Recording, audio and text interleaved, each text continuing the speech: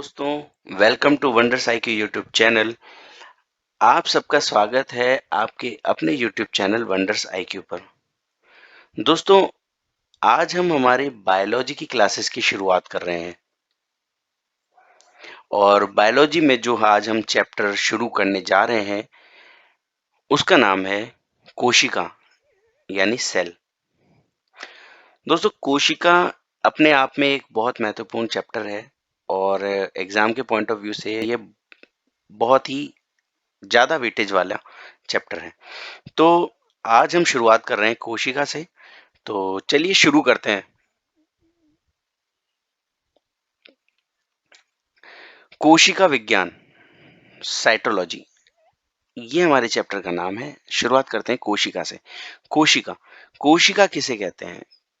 कोशिका यानी सेल एक लैटिन शब्द है जिसका अर्थ होता है छोटा कमरा। देखिए, कोशिका जो होती है वो हमारे शरीर की सबसे छोटी इकाई होती है। छोटी इकाई होती है, ये हमारे शरीर की सबसे छोटी इकाई होती है, the smallest unit of a body. तो छोटी इकाई है ये, ना कि छोटा अंग है। ये सबसे छोटा अंग नहीं है, ये सबसे छोटी इकाई है। इकाई का मतलब आप ऐसे समझ सकते हैं कि सबसे पहले कोशिका अ, होती है। कोशिकाओं से मिल करके आपके ऊतक बनते हैं। ऊतकों से मिल करके आपके अंग बनते हैं और अंगों से मिल करके हमारा शरीर बनता है। इस तरह कोशिका एक लिविंग थिंग की, जीवित व्यक्तियों की सबसे छोटी इकाई है। जिस तरह अणु, परमाणु और परमाणु में भी प्रोटॉन, न्यूट्रॉन, इलेक्ट्रॉन होते हैं, उसी तरह सबसे छोटी इकाई जो खोजी जा चुकी है वो हमारे शरीर की है कोशिका। ठीक है, तो कोशिका जो है, सेल, वो एक लैटिन शब्द है। इसका अर्थ होता है छोटा कमरा और इसका नामकरण, कोशिका जो नाम है, सेल जो नाम है, वो दिया था रॉबर्ट हुक ने। रॉबर्ट हुक कौन है? आगे बात करते हैं खोज के बारे में। खोज कोशिका की दो बार हुई है। एक बार, पहली बार जो ये मृत कोशिका की खोज की गई है, जो रॉबर्ट हुक ने की थी 1665 में। 1665 में मृत कोशिका की खोज की रॉबर्ट हुक ने और इन्होंने सर्वप्रथम कोशिका को देखा कॉर्क की पतली काट में। कॉर्क जो होता है, बोतलों को बंद करने के लिए इस्तेमाल किया जाने वाला एक रबड़ नुमा एक ढक्कन टाइप होता है जिसे कॉर्क कहते हैं। उस कॉर्क की काट में इन्होंने सबसे पहले मृत कोशिका को देखा। इस तरह रॉबर्ट हुक ने कोशिका की खोज की। ठीक है, जीवित कोशिका को सबसे पहली बार 1674 सन में देखा गया ल्यूवेनहॉक के द्वारा। ल्यूवेनहॉक का पूरा नाम वो है एंटनी वॉन ल्यूवेनहॉक, एवी ल्यूवेनहॉक भी कह सकते हैं। तो ल्यूवेनहॉक ने सबसे पहले कोशिका को देखा जीवाणु में, बैक्टीरिया में, जो कि एक जीवित कोशिका थी। कोशिका के आकार के बारे में बात करते हैं। कोशिका का आकार 0.5 से 20 माइक्रोन होता है और ये इसका व्यास होता है एक्चुअली। आगे देखते हैं कोशिका विज्ञान। कोशिका विज्ञान का मतलब कोशिका के अध्ययन को हम कोशिका विज्ञान या साइटोलॉजी कहते हैं। साइटोलॉजी जो नाम है वो दिया था हर्टविग ने। ये सभी नाम, जो सभी मैंने पॉइंट्स लिखे हैं, ये एग्जाम्स में आए हुए हैं और रेलवे में ग्रुप डी में कई बार इनमें से क्वेश्चंस रिपीट हुए हैं। तो आप हर पॉइंट को याद करें जो आपके लिए बेनिफिशियल होगा। तो कोशिका विज्ञान, साइटोलॉजी का नामकरण किसने किया? हर्टविग ने। और कोश साइटोलॉजी से जुड़ा हुआ एक शब्द और है साइटोजेनेटिक्स। तो साइटोजेनेटिक्स में आप हर्टविग ना लगाएं, साइटोजेनेटिक्स का नाम जो है वो दिया था H.G. मूलर ने। ये दोनों आपस में मिलते हुए नाम है, इसलिए आपको अंतर इसमें स्पष्ट होना चाहिए। अच्छा, फादर ऑफ साइटोलॉजी यानी कोशिका विज्ञान का जनक किसे कहते हैं? वो है रॉबर्ट हुक, क्योंकि इन्होंने सबसे पहले कोशिका की खोज की थी। फादर ऑफ मॉडर्न साइटोलॉजी कहेंगे स्वानसन को। स्वानसन को फादर ऑफ मॉडर्न साइटोलॉजी, और फादर ऑफ इंडियन साइटोलॉजी कहेंगे A.K. शर्मा को। ठीक है, ये तीनों नाम आपको याद रहेंगे। आगे चलते हैं, सबसे बड़ी कोशिका के बारे में बात कर लेते हैं। सबसे बड़ी कोशिका जो देखी गई वो है शुतुरमुर्ग का अंडा। शुतुरमुर्ग का अंडा एक सबसे बड़ी कोशिका होती है। दूसरी सबसे छोटी कोशिका होती है माइकोप्लाज्मा। माइकोप्लाज्मा सबसे छोटी कोशिका होती है, जिसे जोकर ऑफ एनिमल किंगडम भी कहा जाता है, या इसका एक नाम और होता है MLO। इसे MLO भी कहा जाता है। ठीक है, याद रहेगा। अच्छा, मानव शरीर की बात कर लेते हैं। मानव शरीर में सबसे बड़ी कोशिका होती है मादा अंडाणु ओवम। सबसे छोटी कोशिका होती है शुक्राणु यानी स्पर्म। और सबसे लंबी कोशिका होती है तंत्रिका तंत्र। और तंत्रिका तंत्र यानी न्यूरॉन सबसे लंबी कोशिका होती है। और इसमें भी सबसे लंबी कोशिका होती है जो सबसे लंबा जो तंत्रिका तंत्र है वो मोटर न्यूरॉन होता है। ठीक है, आगे चलते हैं। अब बात कर लेते हैं कोशिका सिद्धांत की। अच्छा, इससे पहले हम ये 3 पॉइंट और पढ़ लेते हैं। सबसे लंबी पादप कोशिका की अगर बात करें तो वो होता है रेमी का रेशा। फाइबर ऑफ रेमी, एक रेमी नाम का पौधा होता है जिसका फाइबर, उसका रेशा जो है वो सबसे लंबा सबसे लंबी पादप कोशिका के रूप में जाना जाता है। सबसे बड़ा एक कोशिकीय पादप जो है वो होता है एसिटा ब्यूलेरिया। एसिटा ब्यूलेरिया सबसे बड़ा एक कोशिकीय पादप होता है। सबसे पहले केंद्रक इसी में देखा गया था, एसिटाबुलेरिया में। सबसे बड़ी प्रोकैरियोटिक कोशिका होती है स्पाइविलम। ये भी आप याद रखें। अच्छा, अब चलते हैं कोशिका सिद्धांत पे। कोशिका सिद्धांत के बारे में बात कर लेते हैं।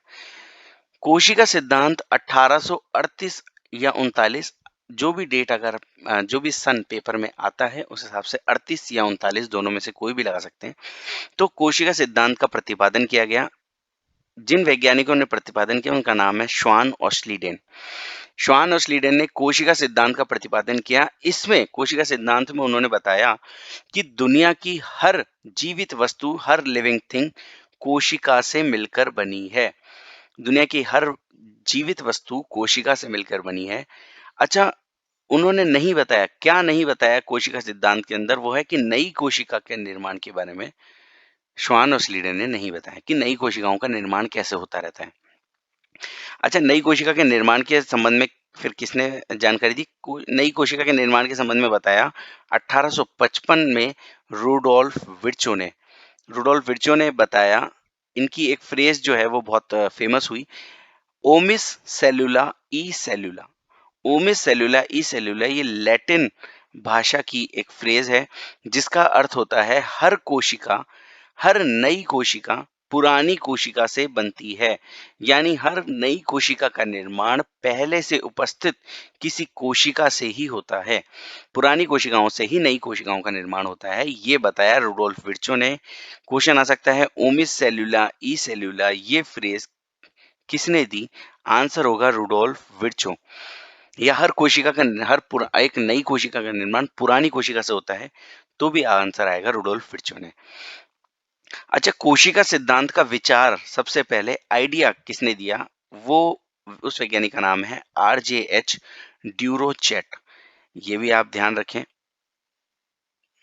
कोशिका सिद्धांत के कुछ अपवाद थे कि कुछ ऐसी जीवित वस्तुएं थी जो कि कोशिका सिद्धांत को फॉलो नहीं करती थी, जिसमें नाम है RBC और विषाणु यानी वायरस। ये कोशिका सिद्धांत का को फॉलो नहीं करती हैं।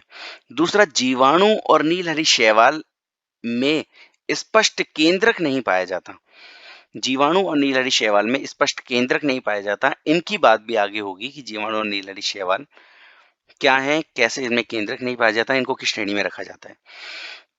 तो ये थे कोशिका के अपवाद। इसके अलावा स्वान नेक एक्सपेरिमेंट यानी हंस ग्रीवा प्रयोग भी किया गया 1862 में, जो कि किया गया लुई पाश्चर के द्वारा। लुई पाश्चर ने स्वान ने एक एक्सपेरिमेंट किया जो कोशिका से जुड़ा हुआ था, और 1862 में लुई पाश्चर, आपको ध्यान होगा, इन्होंने रेबीज का टीका भी इन्होंने इजाद किया, और इसके अलावा इन्होंने पाश्चुरीकरण की भी खोज की। दूध का जो पाश्चुरीकरण होता है वो भी लुई पाश्चर ने ही बताया था। चलिए आगे चलते हैं। नेक्स्ट देखिए कोशिका के प्रकार। टाइप्स ऑफ सेल, कितने प्रकार की कोशिकाएं होती है? मेन तौर पर दो तरह की कोशिकाएं जो है वो होती है प्रोकैरियोटिक और यूकैरियोटिक कोशिकाएं। प्रोकैरियोटिक और यूकैरियोटिक कोशिकाएं जिन्हें हम एक कोशिकीय और बहुकोशिकीय भी कह सकते हैं। तो प्रोकैरियोटिक और यूकैरियोटिक कोशिकाओं में देख लेते हैं आगे क्या है। केवल एक कोशिकीय कोशिका वाले जीव इसमें आते हैं और इसमें बहुकोशिकीय यानी एक से अधिक कोशिकाएं जैसे कि पादप कोशिका और जंतु कोशिका, इसको दो भागों में बांटा जाता है। दोनों ही यूकैरियोटिक होती हैं, इनमें भी काफी अंतर होता है, वो हम अ, अगली अपनी आगे क्लास में हम इसको पढ़ेंगे। चलिए देख लेते हैं इन दोनों में क्या अंतर होता है, इनमें क्या डिफरेंसेस होते हैं। प्रोकैरियोटिक कोशिकाएं अर्ध विकसित होती है या अर्ध परिपक्व जिन्हें कह सकते हैं, अर्ध विकसित और अपरिपक्व होती है। इनमें कुछ हिस्से, इनके कुछ पार्ट जो होते हैं वो या तो कम विकसित होते हैं या फिर नहीं होते, उसमें अनुपस्थित होते हैं। अच्छा, दूसरा यूकैरियोटिक पूर्ण विकसित होती है। इसमें सभी जो कोशिका के अंग हैं जैसे माइटोकॉन्ड्रिया होता है, लाइसोसोम, राइबोसोम और भी अन्य लवक होते हैं, वो सब इसमें अर्धविकसित होते हैं या नहीं होते और इसमें पूर्ण विकसित होते हैं, पूरी तरह से उपस्थित होते हैं। अच्छा, केंद्रक झिल्ली अनुपस्थित होती है या शत विशत होती है? केंद्रक झिल्ली प्रोकैरियोटिक कोशिकाओं में उपस्थित नहीं होती है या अगर उपस्थित होती भी है तो शत विशत यानी टूटी फूटी होती है। दूसरा, यूकैरियोटिक में केंद्रक झिल्ली उपस्थित होती है और सुविकसित होती है। ठीक है, इसके एग्जाम्पल्स की बात करें तो वो है बैक्टीरिया और आर्किया या फिर साइनोबैक्टीरिया यानी नीलहरी शैवाल। और यूकैरियोटिक के उदाहरण है एल्गी यानी शैवाल जिसे हम कहते हैं काई। शैवाल का एक एग्जाम्पल है काई, जो कि जहाँ ज्यादा पानी इकट्ठा हो जाता है वहाँ हरा हरा सा एक मखमल की तरह अ, बिछ जाता है, उसे कहते हैं काई। वो एल्गी यानी शैवाल का उदाहरण है। दूसरा देखते हैं फंजाई यानी कवक, मशरूम फंजाई का एक उदाहरण है। प्रोटोजोआ पादप कोशिका, जंतु कोशिका, ये भी इसके एग्जाम्पल है। आगे बात करते हैं श्वसन का कार्य। प्रोकैरियोटिक कोशिकाओं में श्वसन का कार्य किया जाता है मीजोजोम्स के द्वारा और यूकैरियोटिक कोशिकाओं में श्वसन का कार्य है वो किया जाता है माइटोकॉन्ड्रिया द्वारा। या फिर इस तरह से क्वेश्चन भी आ सकता है कि यूकैरियोटिक कोशिकाओं में श्वसन किसके माध्यम से होता है, तो आपको लगाना है माइटोकॉन्ड्रिया के माध्यम से। श्वसन का कार्य कहाँ होता है? माइटोकॉन्ड्रिया में होता है। और प्रोकैरियोटिक में श्वसन का कार्य मीजोजोम्स में होता है। ठीक है, आगे चलते हैं। माइटोकॉन्ड्रिया, लाइसोसोम, गोल्जी काय, केंद्रक, लवक, अंतःप्रद्रव्य जालिका, हीस्टोन प्रोटीन, प्रोकैरियोटिक कोशिकाओं में इन सभी का अभाव होता है, ये सभी अनुपस्थित होती हैं। ये सभी अंग अनुपस्थित होते हैं कोशिका के। दूसरा, यूकैरियोटिक कोशिकाओं में ये सभी उपस्थित होते हैं, जैसा कि ये पूर्ण विकसित होती है तो इसमें सभी अंग उपस्थित होते हैं। प्रोकैरियोटिक कोशिकाओं में 70S टाइप का राइबोसोम पाया जाता है। राइबोसोम के बारे में आगे बात करेंगे कि राइबोसोम क्या होता है, कितने प्रकार का होता है। बस आपको अभी इतना ध्यान रखना है कि प्रोकैरियोटिक कोशिकाओं में कौन सा राइबोसोम पाया जाता है, तो आपको ध्यान रखना है 70S टाइप का राइबोसोम पाया जाता है। दूसरी ओर यूकैरियोटिक कोशिकाओं में 80S टाइप का राइबोसोम पाया जाता है। ये बात आपको ध्यान रखनी है। कोशिका के प्रकार आज हमने पढ़ लिए। आगे हम कोशिका के विभिन्न अंगों के बारे में बात करेंगे, जो कि कोशिका किन अंगों से मिलकर बनी है, इसमें कितने तरह के इसमें क्या-क्या उपस्थित होता है, कोशिका में क्या-क्या उपस्थित होता है, जैसे माइटोकॉन्ड्रिया हो गया, लाइसोसोम, राइबोसोम, कोशिका की झिल्ली होती है, भित्ति होती है, तो ये सब हम बात करेंगे आगे की क्लास में। आज की क्लास में इतना ही रखते हैं। तो अगर आपको ये वीडियो पसंद आया हो तो इसको लाइक ज़रूर करें और कमेंट सेक्शन में हमें ज़रूर बताएं कि आपके क्या व्यूज़ हैं हमारे वीडियो के ऊपर। अच्छा, दोस्तों के साथ शेयर करना ना भूलें। अगर अभी भी आपने हमारे चैनल को सब्सक्राइब नहीं किया है तो ज़रूर सब्सक्राइब करें, बेल आइकन प्रेस करें और आने वाले वीडियो में हम आगे देखेंगे कोशिका के अंगों के बारे में, कोशिका के क्या-क्या अंग हैं, उनका विस्तार से हम उनको समझेंगे और देखेंगे कि किस तरह के क्वेश्चंस जो हैं, वो एग्ज़ाम्स में आते हैं। चलिए, तो मुलाकात होगी अगली क्लास में, तब तक के लिए धन्यवाद।